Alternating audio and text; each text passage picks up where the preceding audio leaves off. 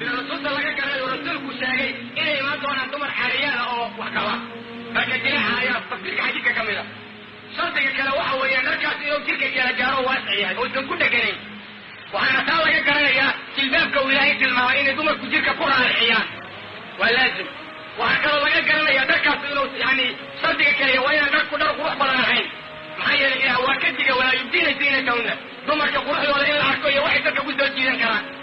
waa aad baa loogu diiday marka wax alla wixii indhaha ragga soo jiidan kara waa mamnuuc xijaabku hadduu qurux badan yahay inta loo dara hadduu dhalaal badan yahay خلاص وحي دلال بلن إن دخل كده كحيرته وحي دلال بلن أخل كي كحيرته لكن ذلك توجي ذكر ذلك مايا أما من القهر الله ترقل لي من هذا لي من الفلاني كده مايا من الرياض الصوت معه لازم معه وحال لازم كوين ذلك الصوتات قوة بلن نغل وين برفون كسر حرفيني ويعوينك برفون كسر صوتك ذلك صهامة دوازانية وحد لرسولنا بمشاهدين صلى الله عليه وسلم وين يستشبهين سلا أي ركب وإحسان وإن تدمك السيئة وحين أنت الرجاجة رجاجة سيئة ولا الله وقال